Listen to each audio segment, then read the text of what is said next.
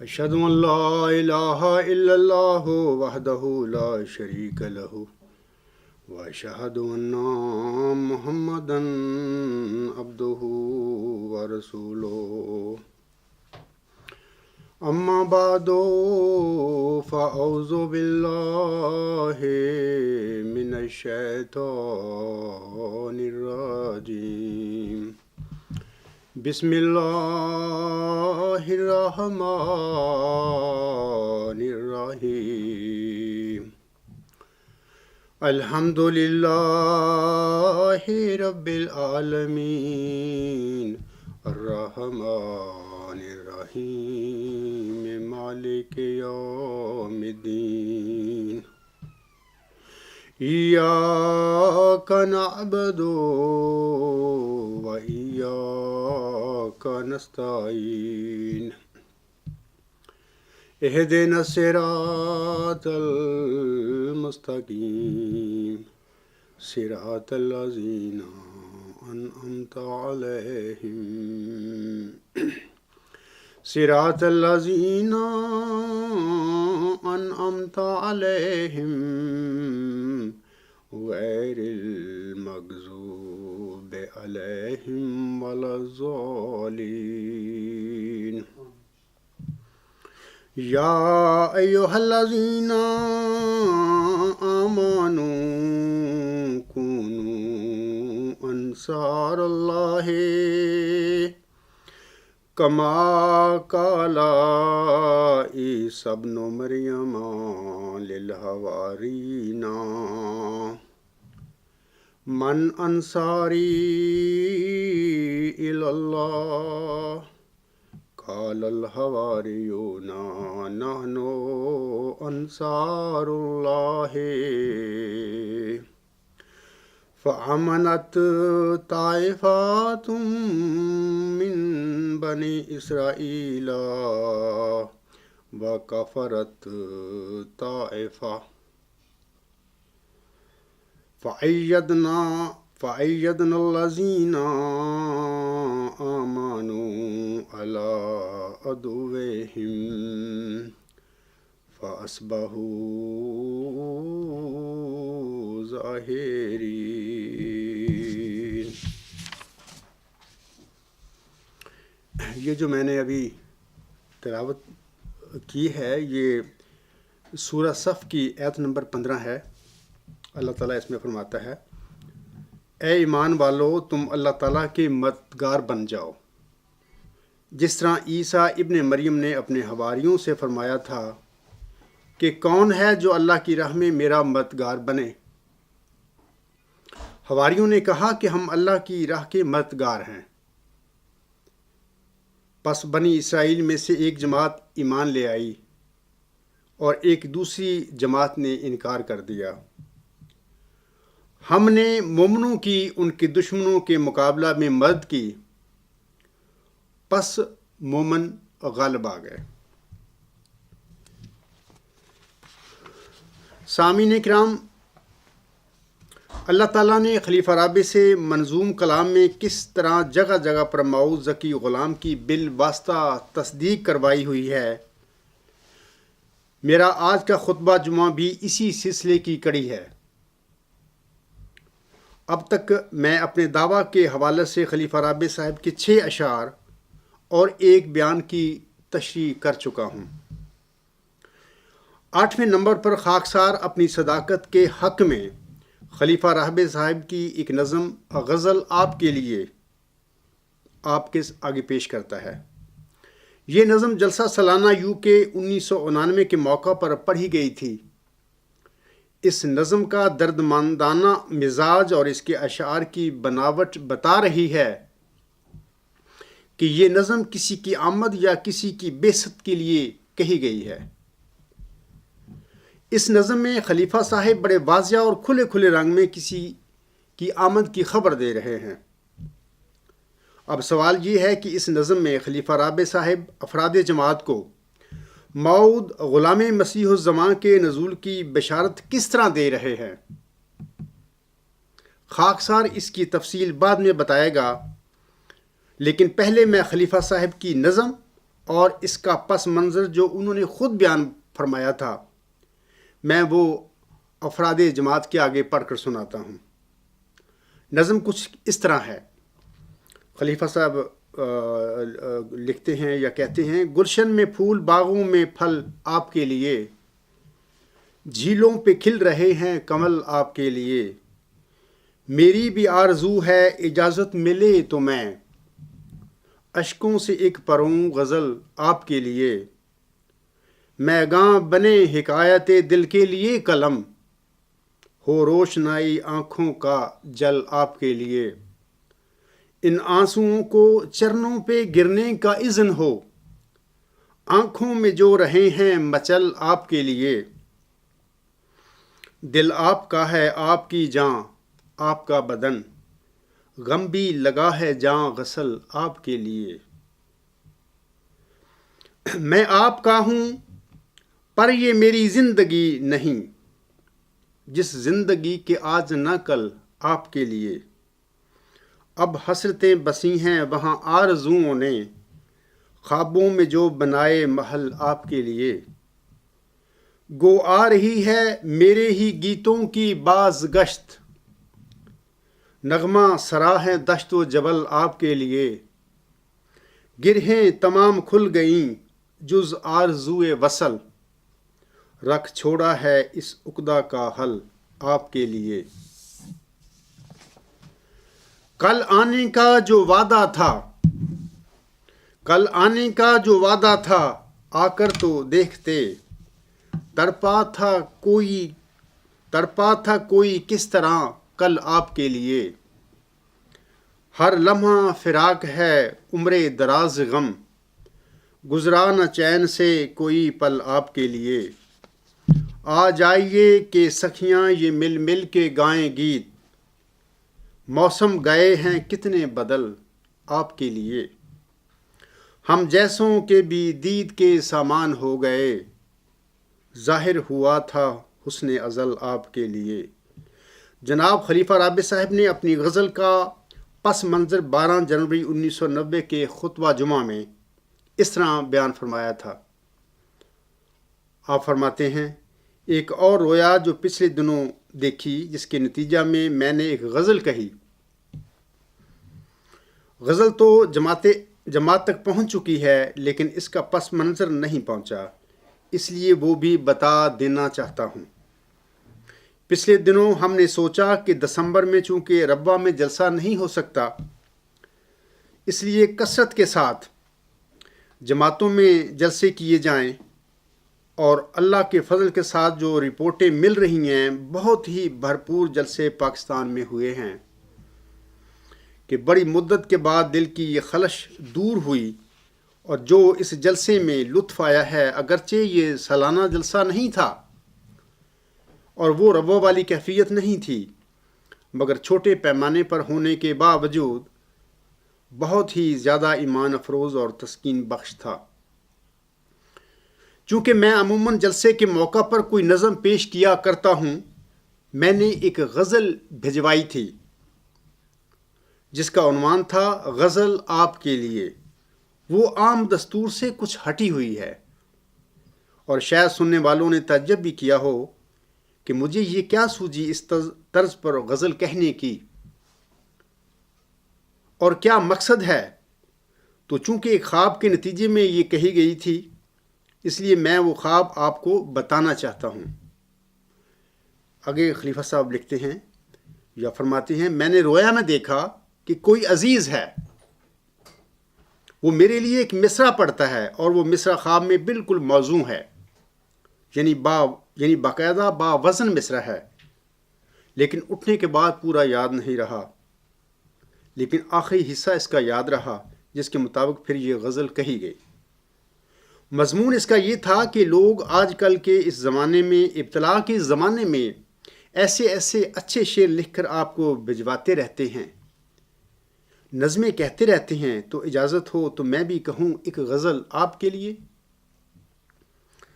غزل آپ کے لیے کہ لفظ بین ہی وہی ہیں جو رویا میں دیکھے گئے تھے، اور یہ کہوں میں یا کیا الفاظ تھے، اس کی تفصیل یاد نہیں رہی۔ چنانچہ اس آپ کے لیے کو پیش نظر رکھتے ہوئے جو غزل میں نے کہی اس کے پہلے چند اشعار اور آخری در اصل نعتیہ ہیں۔ وہ میں نے حضرت اقدس محمد مصطفیٰ صلی اللہ علیہ وآلہ وسلم کو مخاطب کر کے کہے ہیں، اور بیچ کے چند اشعار دوسرے مضامین کے بھی ہیں، لیکن یہ میں سمجھا دینا چاہتا ہوں کہ وہ میں اپنے متعلق نہیں کہہ رہا، نعوذ باللہ من ذالک۔ میں نے خود اپنے متعلق تو وہ غزل نہیں کہی تھی، اگرچہ کسی اور کے خیال سے بعض دفعہ انسان اپنے متعلق بھی ایک آدھ شعر کہہ لیتا ہے کسی کی زبان میں کہ گویا تم یہ چاہتے ہو کہ مجھے یہ پیغام دو۔ ایسے بھی ایک دو شعر اس میں ہیں، لیکن دراصل اس کے اکثر اشعار نعتیہ ہیں،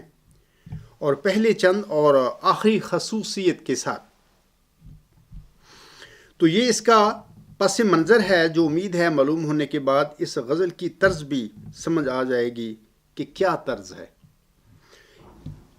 خلیفہ صاحب کے اس بیان کا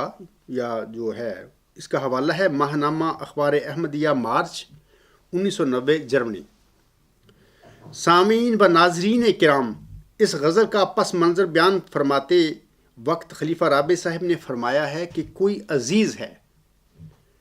آپ نے یہ تشریح نہیں فرمائی کہ خواب میں کوئی عزیز نامی انسان تھا، یا کہ محض آپ نے کسی احمدی کا عزیز کے الفاظ سے ذکر فرمایا تھا۔ بہرحال واضح رہے کہ لفظ عزیز میں اس غزل کے سارے اسرار پوشیدہ ہیں۔ اب خاکسار اس غزل کے سلسلے میں چند باتیں آپ سب کے آگے رکھنا چاہتا ہے۔ نمبر 1، جلسہ سالانہ انگلستان 1987 کے اختتامی خطاب کے موقع پر سامعین کرام یاد رکھیں کہ خلیفہ صاحب نے لفظ عزیز کے مفہوم کی یوں تشریح بیان فرمائی تھی۔ آپ فرماتے ہیں عزیز میں علیم کا معنی بھی شامل ہے، اور علم کے زور سے جو غلبہ نصیب ہوتا ہے اس غلبے والے کو عزیز کہا جاتا ہے۔ نمبر 2، سامعین کرام کو واضح رہے کہ اللہ تعالیٰ نے ایک خواب میں حضرت مہدی و مسیح موعود علیہ السلام کو بھی ایک عزیز کا وعدہ فرمایا ہوا تھا، اور جناب خلیفہ رابع صاحب کی رویا میں جس عزیز کا ذکر ہے، کیا کہیں یہ وہی عزیز تو نہیں جس کا وعدہ حضور علیہ السلام کو بخشا گیا تھا؟ جیسا کہ حضور علیہ السلام فرماتے ہیں، 20 اکتوبر 1899 کو خواب میں مجھے یہ دکھایا گیا کہ ایک لڑکا ہے جس کا نام عزیز ہے، اور اس کے باپ کے نام کے سر پر سلطان کا لفظ ہے۔ وہ لڑکا پکڑ کر میرے پاس لایا گیا اور میرے سامنے بٹھایا گیا۔ میں نے دیکھا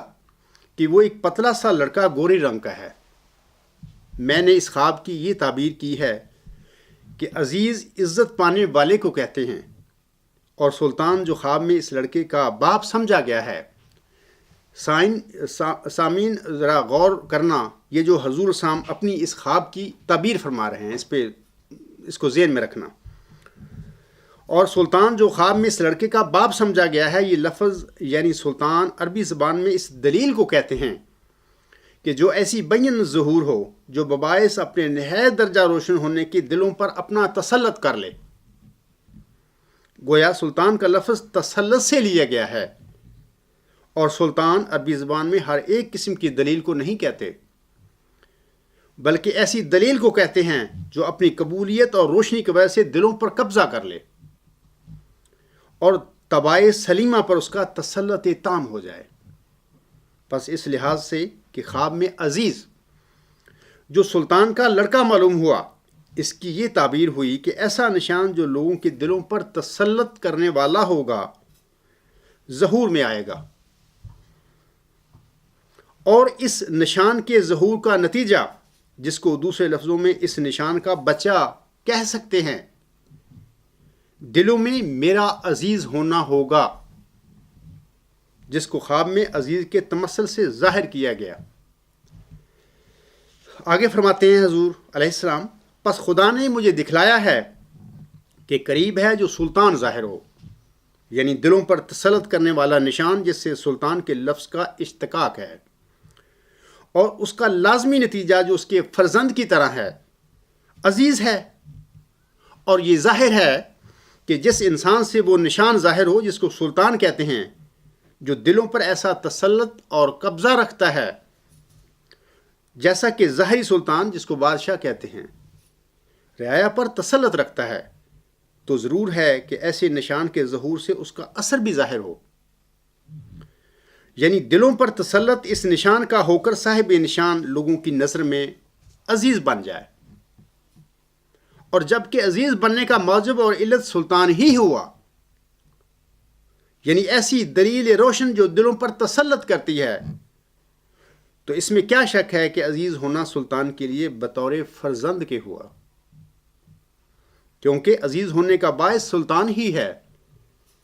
جس نے دلوں پر تسلط کیا، اور تسلط سے پھر یہ عزیز کی کیفیت پیدا ہوئی۔ سو خدا تعالیٰ نے مجھ کو دکھلایا کہ ایسا ہی ہوگا، اور ایک نشان دلوں کو پکڑنے والا اور دلوں پر قبضہ کرنے والا اور دلوں پر تسلط رکھنے والا ظاہر ہوگا، جس کو سلطان کہتے ہیں، اور اس سلطان سے پیدا ہونے والا عزیز ہوگا۔ یعنی عزیز ہونا سلطان کا لازمی نتیجہ ہوگا، کیونکہ نتیجہ بھی عربی زبان میں بچہ کو کہتے ہیں۔ اس کا حوالہ ہے تذکرہ صفحہ 284، تریاق القلوب روحانی خزائن جلد 15 صفحات 505 اور 506، مجموعہ اشتہارات جلد نمبر 3 صفحہ 172 تا 173۔ تیسری بات جو میں آپ لوگوں کو بتانا چاہتا ہوں اس سلسلے میں، حضور علیہ السلام نے 1906 میں اپنی کتاب حقیقت الوحی میں اپنے کچھ الہامات درج فرمائے تھے۔ اللہ تعالیٰ ان میں یا ان الہامات میں ایک جگہ عزیز کا ذکر کرتے ہوئے حضرت مہدی و مسیح موعود علیہ السلام کو مخاطب کرتے ہوئے فرماتا ہے، ینصرکم اللہ فی وقت عزیز، حکم اللہ الرحمن لخلیفۃ اللہ السلطان، یوتا لاہ الملک العظیم و تفتح علی یادہ الخزائن، ذالک فضل اللہ و فی اعینکم عجیب، قل یا ایھا الکفار انی من الصادقین۔ ان کا ترجمہ یہ ہے کہ خدا ایک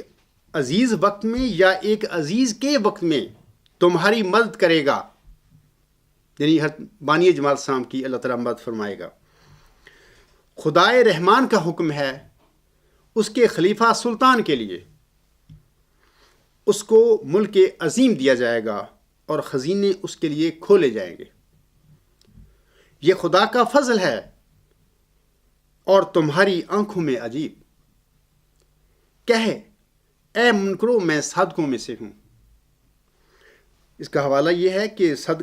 تذکرہ صفحہ 551، روحانی خزائن جلد 22 صفحہ 94۔ خلیفہ صاحب کی خواب اور غزل کے سلسلے میں خاکسار کی اب چند گزارشات ہیں جو میں آپ لوگوں کے سامنے رکھنا چاہتا ہوں۔ پہلی گزارش، خلیفہ رابع صاحب کو خواب میں جو عزیز دکھایا گیا تھا، اور اس نے خواب میں آپ کے لیے ایک موزوں اور باوزن مصرع بھی پڑھا تھا، اور خلیفہ صاحب نے پھر عزیز کے پڑھے گئے مصرع غزل آپ کے لیے کے جواب میں یہ غزل کہی تھی۔ جیسا خلیفہ صاحب فرماتے ہیں، چونکہ میں عموماً جلسے کے موقع پر کوئی نظم پیش کیا کرتا ہوں، میں نے ایک غزل بھجوائی تھی جس کا عنوان تھا غزل آپ کے لیے۔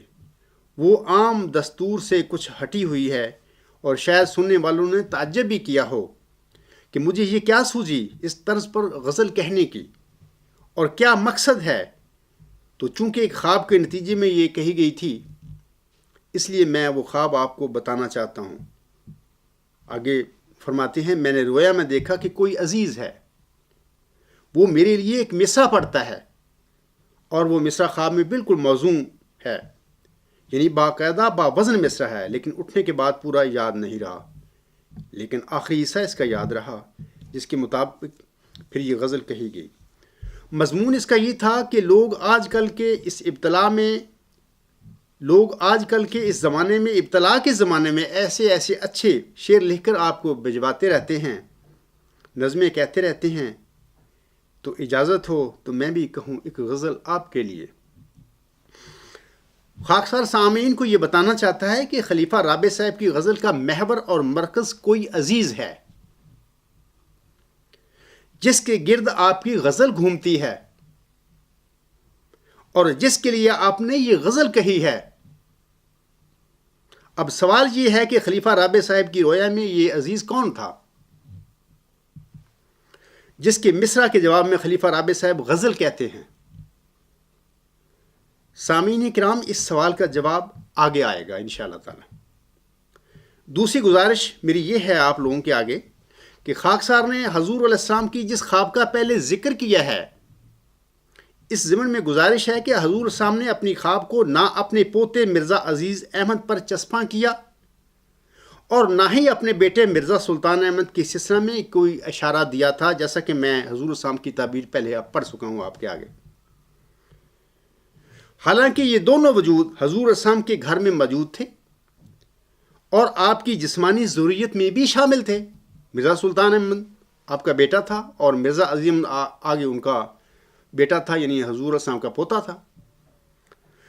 اللہ تعالیٰ کے نبی نے اپنی خداداد فہم و فراست کی روشنی میں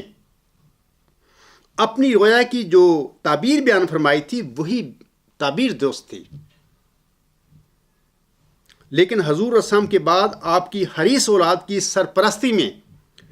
تذکرہ مرتب کرنے والوں نے خواب کی حضور السلام کی تعبیر کو یکسر نظر انداز کرتے ہوئے بغیر کسی کرینہ کے اس خواب کو مرزا عزیز احمد اور آپ کے والد جناب مرزا سلطان احمد پر چسپاں کر دیا، جیسا کہ تذکرہ صفحہ 284 کے حاشیہ میں یہ گمراہ کن کارستانی پڑھی جا سکتی ہے۔ مرتب تذکرہ صاحب لکھتا ہے،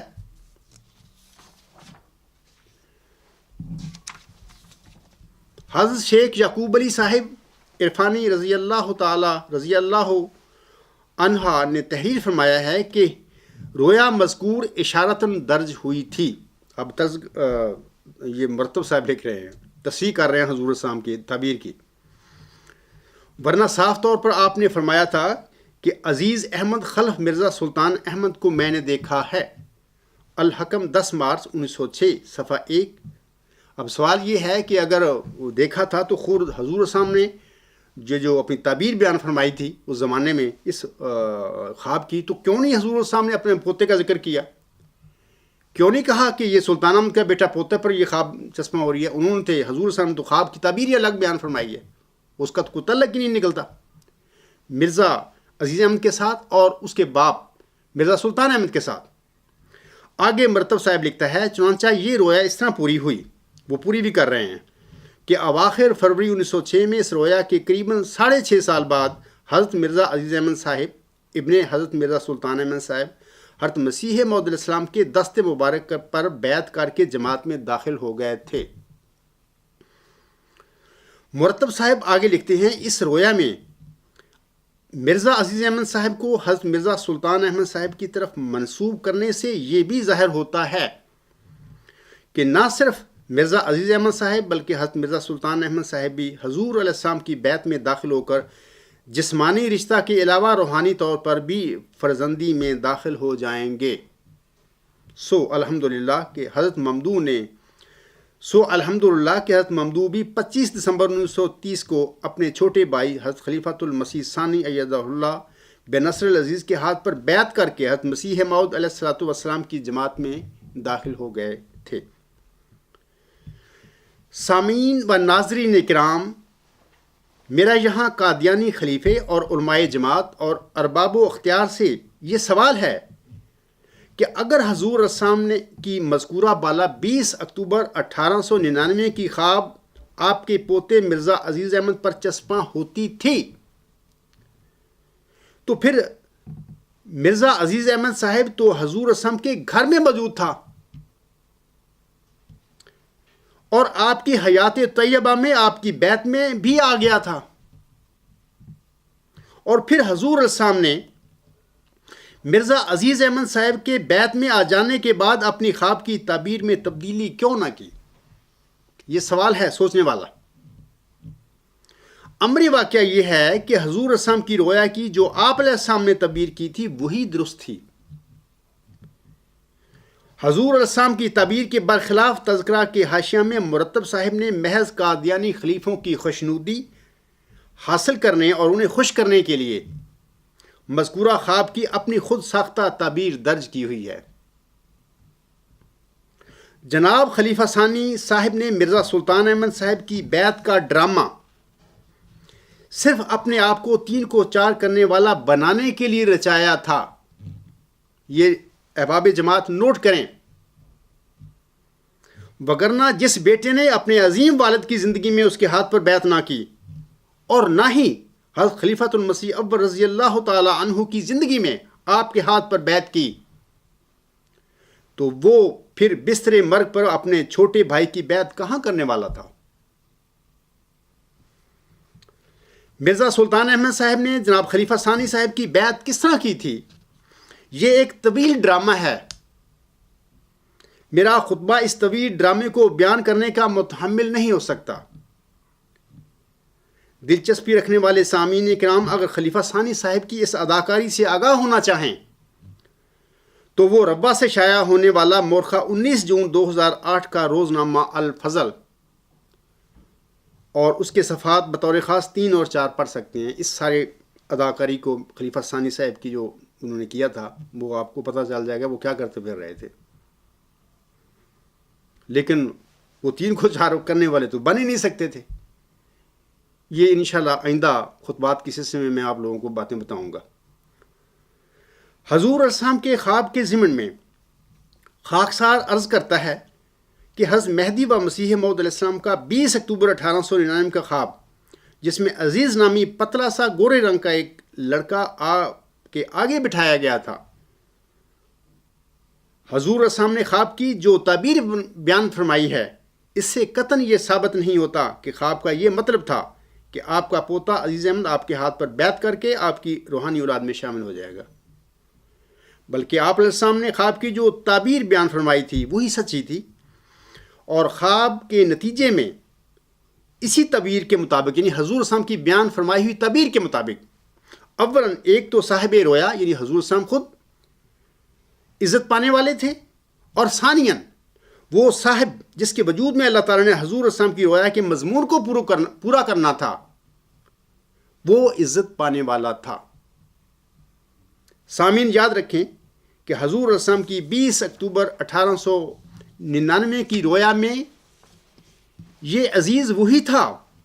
جو خلیفہ رابع صاحب کی رویا میں کہتا ہے کہ اجازت ہو تو میں بھی کہوں ایک غزل آپ کے لیے۔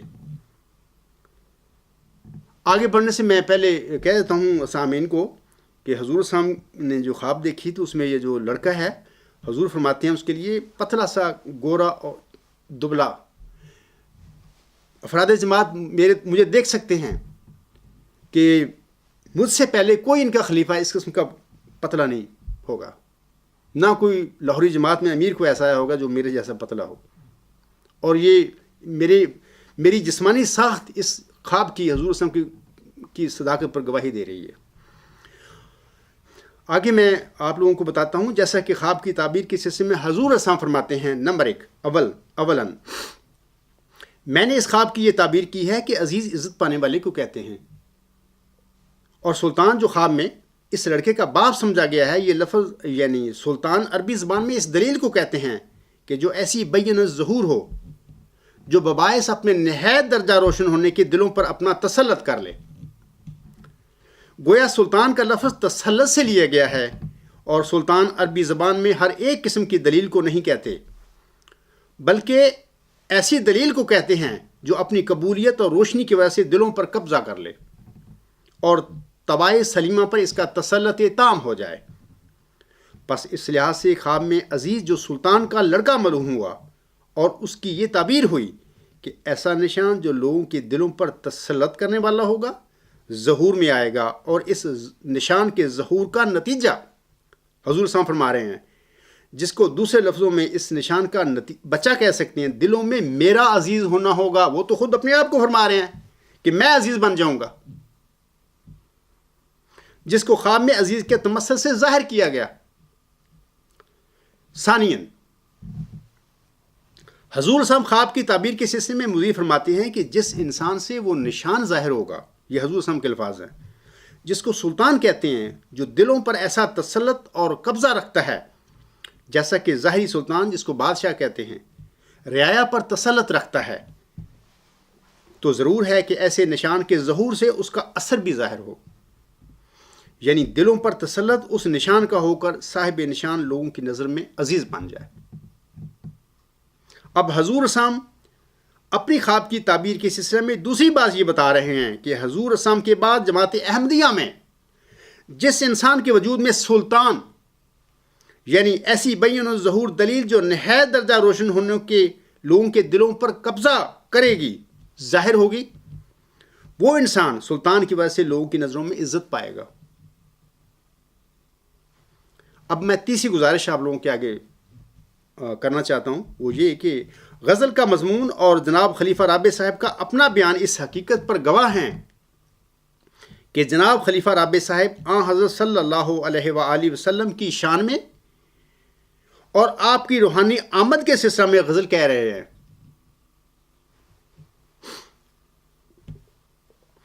چونکہ آن حضرت صلی اللہ علیہ وآلہ وسلم اپنی طبعی وفات کے بعد طبعی طور پر زندہ ہو کر دوبارہ اس دنیا میں نہیں آ سکتے، بلکہ آپ ہمیشہ اپنے مسیلوں کے روپ میں آیا کرتے ہیں۔ اس کا مطلب یہ ہے کہ خلیفہ رابع صاحب جو غزل آن حضور صلی اللہ علیہ وآلہ وسلم کی آمد کے بارے میں کہہ رہے ہیں، وہ دراصل آن حضرت صلی اللہ علیہ وآلہ وسلم کے کسی مسیل کی آمد کے متعلق کہہ رہے ہیں۔ چوتھی گزارش سنیے۔ سامعین کو یاد رہے کہ آن حضرت صلی اللہ علیہ وآلہ وسلم نے اپنے بعد جس تجدیدی سلسلے کی بشارت دی ہوئی ہے، اس سلسلہ میں ہر صدی کے سر پر مبعوث ہونے والا مجدد دراصل آن حضرت صلی اللہ علیہ وآلہ وسلم کا جزوی مسیح ہوتا ہے۔ یہ نوٹ کریں بات۔ یہ بھی واضح رہے کہ آن حضرت صلی اللہ علیہ وآلہ وسلم نے تجدیدی سلسلے میں دو مجددوں کو بطور خاص موعود قرار دیا ہوا ہے، جیسا کہ آپ صلی اللہ علیہ وآلہ وسلم فرماتے ہیں۔ یہ حوالہ ہے کنز الاعمال 187/2، جامعہ الصغیر 104/2، حدیقۃ الصالحین صفحہ 402۔ یہ جو موجودہ حدیقۃ الصالحین ہے، اس میں سے یہ جو میں اب حدیث پڑھوں گا اور اس کا خاص کر ترجمہ پڑھوں گا، حذف کر دی گئی ہے۔ پہلے کسی ابتدائی ایڈیشن میں جماعت احمدیہ کے علماء نے یا خلفاء نے اس حدیث کو 402 حدیقۃ الصالحین کے صفحہ پر لکھا ہوا تھا۔ میں اس حدیث کا آپ کو لوگوں کو ترجمہ پڑھ کر سناتا ہوں تاکہ وقت بچ جائے گا۔ آنسا فرماتے ہیں، حضرت ابن عباس رضی اللہ تعالی عنہ بیان کرتے ہیں کہ آن حضرت صلی اللہ علیہ وآلہ وسلم نے فرمایا، وہ امت ہرگز ہلاک نہیں ہو سکتی جس کے شروع میں اور آخر میں عیسیٰ ابن مریم اور درمیان میں مہدی ہوں گے۔ اسی طرح دوسری حدیث جو ہے اس سلسلے میں، اس کا بھی میں آپ لوگوں کے آگے حوالہ پڑھتا ہوں۔ مشکاہ شریف جلد نمبر 3 صفحہ 293 پہ یہ حدیث موجود ہے۔ اس کا ترجمہ اس طرح ہے کہ جعفر رضی اللہ تعالیٰ عنہ اپنے والد سے، انہوں نے اپنے دادا یعنی حضرت امام حسین رضی اللہ تعالیٰ عنہ سے روایت کی ہے کہ رسول اللہ صلی اللہ علیہ وآلہ وسلم نے فرمایا، تم خوش ہو اور خوش ہو، وہ امت کیسے ہلاک ہو جس کے اول میں ہوں، اور مہدی اس کے وسط میں اور مہدی اس کے آخر میں ہے، لیکن اس کے درمیان ایک کجر و جماعت ہوگی، ان کا میرے ساتھ کوئی تعلق نہیں اور میرا ان کے ساتھ کوئی تعلق نہیں۔ یعنی یہ کجر و جماعت ہوگی، اس کے ساتھ حضور صلی اللہ علیہ وسلم فرماتے ہیں میرا کوئی تعلق نہیں ہوگا اور ان کا میرے ساتھ کوئی تعلق نہیں ہوگا۔ آن حضرت صلی اللہ علیہ وآلہ وسلم کی ان احادیث کے مطابق شان اسلام کو قائم کرنے اور عظمت مصطفیٰ صلی اللہ علیہ وآلہ وسلم کو دوبالا کرنے کے لیے مبعوث ہونے والے امام مہدی علیہ السلام اور مسیح عیسیٰ ابن مریم علیہ السلام دونوں امت محمدیہ میں آن حضرت صلی اللہ علیہ وآلہ وسلم کے بطور خاص موعود مسیل ہوں گے۔ سامعین کرام، اس بات کو ذہن میں نوٹ رکھیں۔ اور میرے نقطہ نظر کی تائید میں جناب خلیفہ ثانی صاحب سورۃ القدر کی آیت نمبر 2 کی تفسیر کرتے ہوئے لکھتے ہیں، کیا لکھتے ہیں سنیے۔ وہ لکھتے ہیں، حدیثوں میں آتا ہے کہ ہر صدی کے سر پر دنیا کو ایک ہوشیار کرنے والے کی ضرورت پیش آ جاتی ہے، اور اسلام میں اس ضرورت کو پورا کرنے کے لیے اللہ تعالیٰ ہر صدی کے سر پر مجدد بھیجتا رہے گا۔ ان مجددوں کے متعلق بھی اس آیت میں، یعنی سورۃ القدر آیت نمبر 2، ان مجددوں کے متعلق بھی اس آیت میں پیش گوئی موجود ہے، کیونکہ وہ بھی جزوی طور پر محمد رسول اللہ صلی اللہ علیہ وآلہ وسلم کے قائم مقام ہوتے ہیں، اور ایک جزوی تاریک رات میں ان کا ظہور ہوتا ہے۔ تفسیر کبیر جلد 9 صفحہ 319 پر خلیفہ ثانی صاحب کے یہ الفاظ پڑھے جا سکتے ہیں۔ آگے میں ان کا خلیفہ ثانی صاحب کے دوسرا حوالہ آپ لوگوں کے آگے پیش کرتا ہوں۔ اسی طرح سورۃ الکافرون کی آیت نمبر 6 کی تفسیر میں آپ لکھتے ہیں، کیا لکھتے ہیں سنیے۔ اسی کی طرف رسول کریم صلی اللہ علیہ وآلہ وسلم نے اس حدیث میں فرمایا ہے کہ ان اللہ یبعث لہذہ الامت علی راس کل مئۃ سنۃ من یجدد لہا دینہا، ابو داؤد کتاب الملاحم، یعنی اللہ تعالیٰ میری امت میں ہر 100 سال کے بعد کوئی نہ کوئی شخص ایسا مبعوث کرے گا جو اس صدی کی غلطیوں کو جو کہ دین کے بارے میں لوگوں کو لگ گئی ہوں گی دور کر دے گا۔ کل بھی اسی طرف اشارہ کرتا ہے، گویا اس حدیث کے مطابق رسول کریم صلی اللہ علیہ وآلہ وسلم کم سے کم ہر صدی کے سر پر دنیا میں ظاہر ہوں گے، اور وہ لوگ جو آپ کے بتائے ہوئے رستہ کے خلاف چلنے والے ہوں گے ان کو چیلنج کریں گے۔ یہ کام آج میں کر رہا ہوں، اس 15ویں صدی کے سر پر یہ کام اللہ تعالیٰ نے اس عجز سے لیا ہے اور لے رہا ہے۔ آگے کہتے ہیں کہ میں تمہارے طریق کو کبھی اختیار نہیں کروں گا، یعنی وہ شخص کہے گا جو آسم کا ظہور ہوگا، جو مسیل ہوگا، وہ اللہ تعالیٰ سے علم پا کر ان لوگوں کو چیلنج کرے گا جو غلط رستوں پر چل رہے تھے، اور کہے گا کہ میں تمہارے طریق کو کبھی اختیار نہیں کروں گا، اور اسی طریق کو اختیار کروں گا جو خدا نے مجھے بتایا ہے، اور اس طرح اسلام ہر زمانہ میں دھل دلا کر پھر نیا بن جایا کرے گا۔ تفسیر کبیر جلد 10 صفحہ 391، یہ جناب خلیفہ ثانی صاحب کے الفاظ ہیں۔ تو یہ جو بات میں نے پہلے کی ہے اس کی یہ تصدیق کر دی انہوں نے بھی کہ آسم ویسے تو طبعی طور پر وفات پا چکے ہیں، آپ صلی اللہ علیہ وسلم دوبارہ طبعی طور پر زندہ ہو کر نہیں آ سکتے اپنی امت میں، اگر کبھی آئے گا، اور بطور خاص آپ کے تجدیدی سلسلے کے مطابق اگر کبھی آئے گا تو ہر صدی کے سر پر آسم کا روحانی روپ آیا کرے گا، یعنی آسم آیا کریں گے لیکن اپنے کسی مسیل کے رنگ میں آیا کریں گے۔ اور یہی بات خلیفہ ثانی صاحب اپنی تفسیر کبیر میں کہتے ہیں اور حوالہ بھی دیتے ہیں۔ 5ویں گزارش جماعت، یہ میں کرتا ہوں آپ لوگوں کے آگے، جماعت احمدیہ میں 15ویں صدی ہجری کے سر پر، یعنی 10 دسمبر 1983 میں اللہ تعالیٰ نے اس عاجز کو یہ بشارت دی تھی کہ تو ہی 20 فروری 1886 کی الہامی پیش گوئی مسلم موعود کے مطابق ذکی غلام مسیح الزماں اور مسلم موعود ہے۔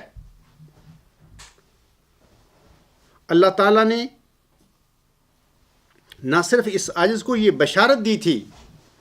بلکہ پیش گوئی مسلم موعود میں ذکی غلام کی بیان فرمودہ مرکزی، الہامی، علمی اور قطعی نشانیاں بھی میرے وجود میں پوری فرما دی تھیں۔ اس کے ثبوت کے لیے سامعین میری کتاب غلام مسیح الزماں کا دوسرا حصہ جس کے میں نے الہی انکشاف کے مطابق 3 نام رکھے ہوئے ہیں۔ نمبر 1 الہامی پیش گوئی کی حقیقت، نمبر 2 نیکی خدا ہے، نمبر 3، خاکسار نے حضور السلام کی مذکورہ بلا خواب 20 اکتوبر 1899 کی رویا کی مناسبت سے اس کا تیسرا نام سلطان مبین بھی رکھا ہوا ہے۔ سامعین کرام، میری کتاب مذکورہ کے صفحہ نمبر 236 پر ان تینوں ناموں کی پڑتال کر سکتے ہیں، آلریڈی موجود ہے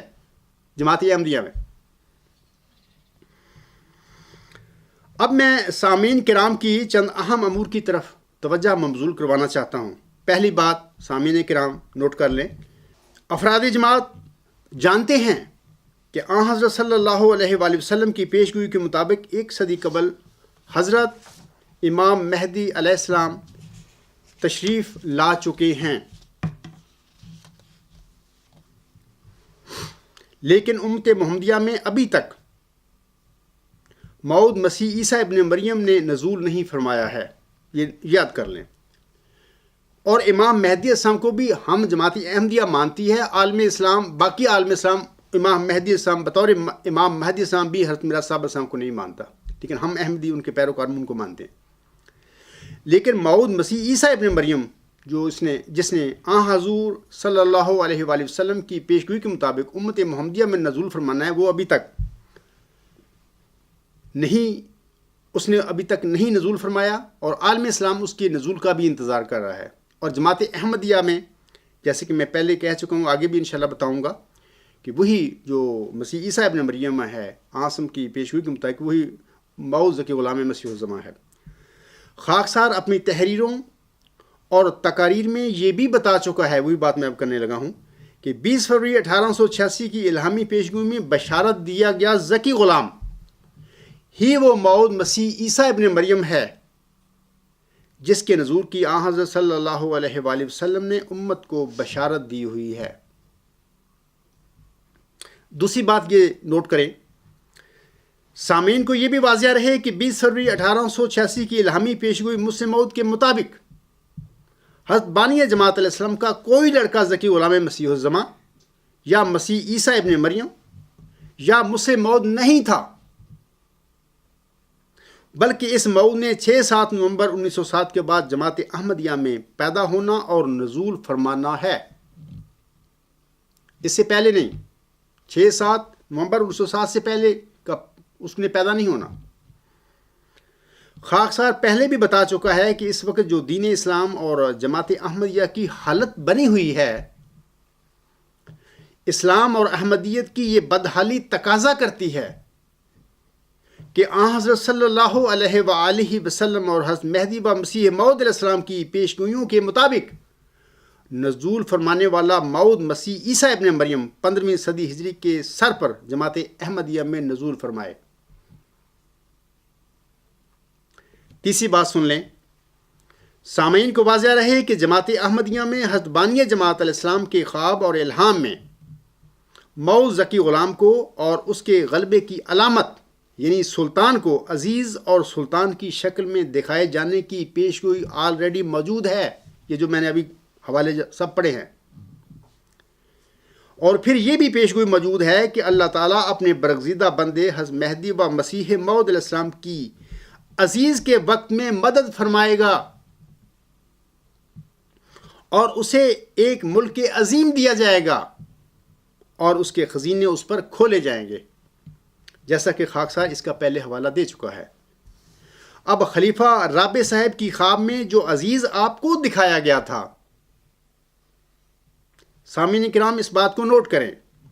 کہ اب خلیفہ رابع صاحب کی خواب میں جو عزیز آپ کو دکھایا گیا تھا اور جس کے مصرع کے جواب میں آپ غزل کہتے ہیں، وہ کوئی عام انسان نہیں ہو سکتا، بلکہ جس شان اور درد مندانہ انداز میں آن حضرت صلی اللہ علیہ وآلہ وسلم کی آمد کے متعلق غزل کہی گئی ہے، تو وہ آن حضرت صلی اللہ علیہ وآلہ وسلم کا کوئی کامل مثیل ہی ہو سکتا ہے۔ اب تحقیق طلب امر یہ ہے کہ یہ عزیز کون ہے؟ سامعین کرام یاد رکھیں کہ جیسا کہ میں پہلے بھی بتا چکا ہوں کہ اللہ تعالیٰ نے 10 دسمبر 1983 میں ایک مبارک سجدہ سے اٹھنے کے بعد مجھے بتا دیا تھا کہ 20 فروری 1886 کی الہامی پیشگوئی میں بشارت دیا گیا موعود ذکی غلام تو ہی ہے، اور پھر اللہ تعالیٰ نے اس عاجز کے وجود میں پیش ہوئی مسلم موعود کی مرکزی علمی نشانیاں پوری کرنے کے بعد اس عاجز کو ظاہری اور باطنی علوم سے بھی بھر دیا۔ خاکسار نے اپریل 1993 میں خلیفہ رابع صاحب کو اپنے موعود ذکی غلام مسیح الزماں اور مسلم موعود ہونے کے دعوے سے آگاہ کر دیا تھا، لیکن خلیفہ رابع صاحب اپنی زندگی میں اس عاجز کے پیش کردہ دلائل کو جھٹلا کر نہ اپنے والد جناب خلیفہ ثانی صاحب کے دعویٰ مسلم موعود کو سچا ثابت کر سکے اور نہ ہی میرے دعویٰ کے دلائل کو جھٹلا سکے، حتیٰ کہ یہ زمینی شیر ایک گیدڑ کو اپنا جانشین بنا کر اپنے آخری سفر پر روانہ ہو گیا۔ خلیفہ رابع صاحب کی وفات سے اب تک نہ جماعتی خلیفہ، نہ جماعتی علماء اور نہ کوئی اور قادیانی، نہ ہی مذہبی میدان اور نہ علمی میدان میں میرا مقابلہ کرنے کے لیے آیا اور نہ ہی آ سکتا ہے۔ اور میرا یہ چیلنج صرف جماعت احمدیہ قادیان اور لاہور کے لیے نہیں ہے، بلکہ میرا یہ چیلنج دنیا علم میں ہر عالم کو ہے، خواہ وہ مسلمان ہو یا غیر مسلمان ہو، کوئی بھی ہو۔ میں یقین رکھتا ہوں کہ کوئی بھی میرا مقابلہ نہیں کر سکتا، کیونکہ خدا تعالیٰ نے مجھے خود علوم ظاہری و باطنی سے پر کیا ہوا ہے۔ سامعین کو یہ بھی واضح رہے کہ حضرت مہدی و مسیح موعود علیہ السلام نے اللہ تعالیٰ سے خبر پا کر تجلیات الہیہ میں یہ پیش گوئی اپنے موعود ذکی غلام کے متعلق ہی فرمائی تھی۔ آپ فرماتی ہیں، اور میرے فرقہ کے لوگ اس قدر علم اور معرفت میں کمال حاصل کریں گے کہ اپنی سچائی کے نور اور اپنے دلائل اور نشانوں کی روح سے سب کا منہ بند کر دیں گے۔ اگر کسی قادیانی یا لاہوری کو اس میں کوئی شک ہو تو وہ میدان میں آ کر اس کی آزمائش کر لے۔ جیسا کہ میں پہلے حوالہ دے چکا ہوں کہ خلیفہ رابع صاحب جلسہ سالانہ انگلستان 1987 کے اختتامی خطاب میں یہ فرما چکے ہیں۔ کیا فرما چکے ہیں؟ سنیے۔ عزیز میں علیم کا معنی بھی شامل ہے، اور علم کے زور سے جو غلبہ نصیب ہوتا ہے اس غلبے والے کو عزیز کہا جاتا ہے۔ اے احمدی بہنوں اور بھائیوں، خاکسار کے موعود ذکی غلام مسیح الزماں مسیح عیسیٰ ابن مریم اور مسلم موعود کے دعوے کا مطلب ہے کہ جس عزیز کی اللہ تعالیٰ نے حضرت مہدی و مسیح موعود علیہ السلام کو خبر دی ہوئی تھی کہ میں اس کے وقت میں تیری مدد کروں گا اور اپنے خلیفہ سلطان کو ایک ملک عظیم دوں گا اور اس کے خزینے اس پر کھولوں گا، وہ موعود عزیز میں ہی ہوں، کیونکہ اللہ تعالیٰ نے مجھے ہی علم میں غلبہ دے کر وہ عزیز بنایا ہے۔ خلیفہ رابع صاحب کے خواب میں جس عزیز نے ان کے لیے ایک مصرع پڑھا تھا، وہ عزیز یہ عاجز ہی تھا، اور خلیفہ رابع صاحب نے اپنی غزل جو آن حسم کی روحانی آمد کے لیے کہی تھی، اس وقت دنیا میں غلبہ اسلام اور فتح اسلام کے لیے آن حضرت صلی اللہ علیہ وآلہ وسلم کا وہ روحانی مسیل یہ عاجز ہی ہے۔ خاکسار اپنے آقا حضرت محمد مصطفیٰ صلی اللہ علیہ وآلہ وسلم کا کامل مسیل ہونے کا مذہبی اور علمی ثبوتوں کے علاوہ آپ کے آگے ایک روحانی ثبوت بھی رکھتا ہے۔ واضح رہے کہ اگر کوئی انسان آن حضرت صلی اللہ علیہ وآلہ وسلم کو خواب میں دیکھے تو آپ صلی اللہ علیہ وآلہ وسلم اس کے متعلق کیا فرماتے ہیں؟ اس ضمن میں آپ صلی اللہ علیہ وآلہ وسلم فرماتے ہیں، سنیے۔ یہ جو حوالہ میں پڑھوں گا یہ مشکاہ شریف جلد نمبر 2 باب کتاب الرؤیا صفحہ نمبر 376 پر آپ لوگ پڑھ سکتے ہیں۔ وَعَنْ أَبِي هُرَيْرَةَ رضی اللہ تعالی عنہ ان النبی صلی اللہ علیہ وسلم قال من رعانی فی المنام فقد رعانی فإن الشیطان لا يتمثل فی صورتی۔ یہ متفق علیہ حدیث ہے، یعنی صحیح بخاری اور صحیح مسلم دونوں میں پائی جاتی ہے۔ ترجمہ اس کا یہ ہے کہ ابو ہریرہ رضی اللہ تعالی عنہ سے روایت ہے کہ نبی صلی اللہ علیہ وآلہ وسلم نے فرمایا، جس شخص نے مجھ کو خواب میں دیکھا پس تحقیق مجھ کو ہی دیکھا، اس لیے کہ شیطان میری صورت نہیں بنتا. دوسری حدیث میں پڑھ کر سناتا ہوں آپ لوگوں کو. وَعَنْ أَبِي قَتَادَةَ رضی اللہ تعالی عنہ قال قال رسول اللہ صلی اللہ علیہ وسلم من رعانی فقد رائی الحق. یہ حدیث بھی متفق علیہ ہے. ابو قتادہ رضی اللہ تعالی عنہ سے روایت ہے کہ رسول اللہ صلی اللہ علیہ وآلہ وسلم نے فرمایا جس نے مجھ کو دیکھا اس نے سچ دیکھا. تیسری حدیث میں معلوم کہ آگے پڑھ کر سناتا ہوں اسی ضمن میں. وعن ابی ہریرہ رضی اللہ تعالی عنہ قال قال رسول اللہ صلی اللہ علیہ وسلم من رعانی فی المنام فسیرانی فی الیقظۃ ولا یتمثل الشیطان بی. یہ بھی متفق علیہ حدیث ہے. ابو ہریرہ رضی اللہ تعالی عنہ سے روایت ہے کہ رسول اللہ صلی اللہ علیہ وآلہ وسلم نے فرمایا جس نے مجھ کو خواب میں دیکھا پس ان قریب مجھ کو بیداری میں بھی دیکھے گا اور شیطان میری صورت اختیار نہیں کر سکتا. میں چوتھی حدیث اب آپ لوگوں کے آگے اس سمن میں یعنی خواب کے سلسلے میں کہ آسم کو اگر کوئی انسان خواب میں دیکھتا ہے تو اس سمن میں ایک چوتھی حدیث آپ لوگوں کے آگے پڑھ کر سناتا ہوں. یہ خواب حدیقۃ الصالحین حدیث نمبر 966 اور صفحہ نمبر 914 پر یہ موجود ہے اور سامعین وہاں سے اس کو پڑھ سکتے ہیں. حدیث کیا ہے؟ ان ابی ہریرہ رضی اللہ تعالی عنہ قال سمعت رسول اللہ صلی اللہ علیہ وسلم یقول من رعانی فی المنام فسیرانی فی الیقظۃ او لکأنما رعانی فی الیقظۃ لا یتمثل الشیطان بی. یہ مسلم کتاب الرؤیا کی حدیث ہے. یہ ترجمہ اس کا یہ ہے کہ حضرت ابو ہریرہ رضی اللہ تعالی عنہ بیان کرتے ہیں کہ میں نے آن حضرت صلی اللہ علیہ وآلہ وسلم کو یہ فرماتے ہوئے سنا جس نے مجھے خواب میں دیکھا ایسا ہی ہے جیسا اس نے مجھے بیداری میں دیکھا کیونکہ شیطان میرا تمثل اختیار نہیں کر سکتا. سامعین کرام، پچھلے سال میرے ایک پیروکار نے میرے متعلق دیکھی ہوئی اپنی چند خوابیں لکھ کر مجھے بھیجی تھیں. وہ اپنی ایک خواب کو اس طرح بتاتے ہیں. وہ لکھتے ہیں اے پیارے آقا علیہ السلام، دوسری خواب مورخہ 25 فروری 2012 رات کو سونے سے پہلے کثرت کے ساتھ درود شریف اور حضرت اقدس مہدی و مسیح موعود علیہ السلام کی دعائیں پڑھ کر خاکسار سو گیا. خواب میں نے دیکھا کہ جناب حضرت اقدس محمد رسول اللہ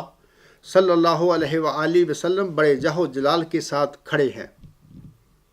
اور آپ کی پیشانی مبارک بہت چمک رہی ہے. نوجوانی کی عمر میں یعنی نوجوان ہیں اور چھوٹی چھوٹی داڑھی مبارک ہے اور کالی ہے. مجھے ملتے ہیں. میں السلام علیکم کہتا ہوں. اچانک حضور صلی اللہ علیہ وآلہ وسلم کی تصویر حضرت عبد الغفار جنبہ علیہ السلام کی تصویر بن جاتی ہے. حضور صلی اللہ علیہ وآلہ وسلم نے ٹوپی جناح کیپ پہنی ہوئی تھی جو حضرت عبد الغفار جنبہ صاحب پہنتے ہیں. میں حضرت عبد الغفار جنبہ علیہ السلام سے کافی باتیں کرتا ہوں. نبی کریم صلی اللہ علیہ وآلہ وسلم کا پورا جسم تبدیل ہو کر عبد الغفار جنبہ علیہ السلام بن جاتا ہے. چاروں طرف روشنی ہی روشنی ہوتی ہے. مجھے بیداری ہوئی. صبح میں نے یہ خواب نوٹ کر لی. سامعین کرام، آپ اس خواب کو نیوز نمبر 73 افادہ عام کے لیے چند فکر انگیز اور ایمان افروز خواب پر پڑھ سکتے ہیں اور ویڈیو نمبر 45 پر اس خواب کو یعنی خواب بین کے منہ سے بھی سن سکتے ہیں کہ یہ انہوں نے بیان فرمائی ہوئی ہے. اب میں سامعین سے سوال کرتا ہوں. نمبر 1، خلیفہ رابع صاحب کی خواب میں جس عزیز نے یہ مصرع پڑھا تھا کہ اجازت ہو تو میں بھی کہوں ایک غزل آپ کے لیے. یہ عزیز کیا اس عاجز کے علاوہ کوئی اور بھی ہو سکتا ہے؟ ہرگز نہیں. سامعین کرام نوٹ کریں اور یاد رکھیں اس بات کو. اس عاجز کے علاوہ خلیفہ رابع صاحب نے جس عزیز کو خواب میں دیکھا اور جس عزیز نے یہ مصرع پڑھا ان کے لیے اجازت ہو تو میں بھی کہوں ایک غزل آپ کے لیے، اس عاجز کے علاوہ کوئی اور عزیز نہیں ہو سکتا. نمبر 2، اسی طرح خلیفہ رابع صاحب نے عزیز کے کہے ہوئے الفاظ غزل آپ کے لیے کے جواب میں جو آن حضرت صلی اللہ علیہ وآلہ وسلم کی شان اور آپ کے روحانی آمد کے سلسلے میں جو غزل کہی تھی، آن حضرت صلی اللہ علیہ وآلہ وسلم کی اس روحانی آمد کا مصداق اس عاجز کے علاوہ کوئی اور ہو سکتا ہے؟ ہرگز نہیں۔ اس وقت یہ عاجز آن حضرت صلی اللہ علیہ وسلم کی روحانی بعثت کا مثیل ہے، کھڑا ہوا ہے اس دنیا میں۔ سامعین کرام، اب بھی کیا آپ کو خلیفہ رابع صاحب کے خواب میں مصرع پڑھنے والے عزیز کے متعلق شک ہو سکتا ہے کہ وہ اس عاجز کے علاوہ کوئی اور عزیز ہوگا؟ دوستو، ایک نظر خدا کے لیے، سید الخلق مصطفیٰ کے لیے۔ آخر میں خاکسار آپ سب کو یہ بتاتا ہے کہ جماعت احمدیہ میں نازل ہونے والا مئو ذکی غلام اور عالم اسلام میں نزول فرمانے والا مسیح عیسیٰ ابن مریم، حضرت مہدی و مسیح موعود علیہ السلام اور آن حضرت صلی اللہ علیہ وآلہ وسلم کا کامل مسیح ہوگا، اور اللہ تعالیٰ نے آخری زمانہ میں دین اسلام کی فتح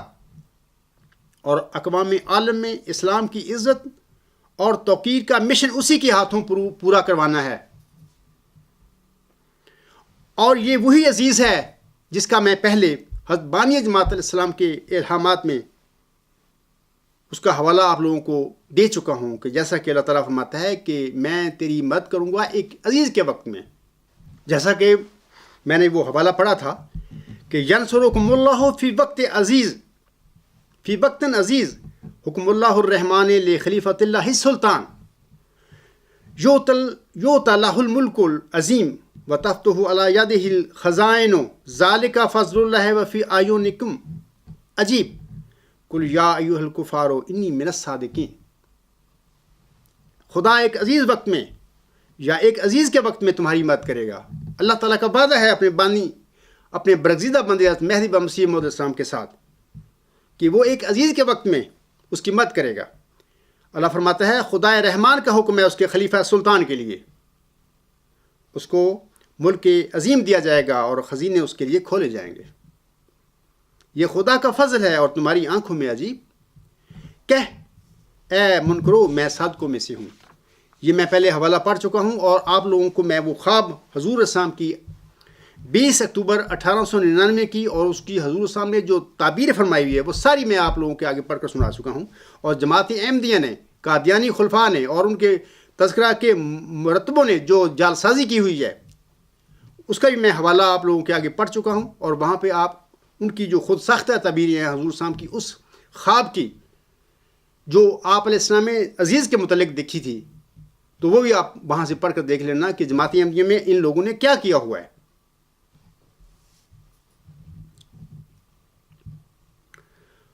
اب میں آپ لوگوں سے کہتا ہوں کہ یہ جو سائل نے جو مجھ پر اعتراض کیا تھا کہ خاکسار نے خلیفہ رابع صاحب کے اشعار کو اپنی تحریرات میں جا بجا بطور حوالہ اور زور تحریر پیدا کرنے کے لیے استعمال کیا ہے، میں امید کرتا ہوں کہ اپنے اعتراض کی حقیقت کا سوال کنندہ کو بھی علم ہو گیا ہوگا، اور دیگر سامعین بھی سوال کنندہ کے اس اعتراض کی حقیقت سے بخوبی آگاہ ہو گئے ہوں گے۔ سوال کنندہ کے باقی سوالوں کے مختصر جواب میں انشاءاللہ تعالیٰ اگلے خطبہ جمعہ میں آپ لوگوں کو بتاؤں گا کہ کیا اس کے جواب ہیں۔ اللہ تعالیٰ ہم سب کو اپنے حفظ و امان میں رکھے اور ہمیں ہمیشہ صراط مستقیم اور اپنی رضا کی راہوں پر بھی چلائے۔ آمین ثم آمین۔ وما علینا الا البلاغ وآخر دعوانا ان الحمد للہ رب العالمین۔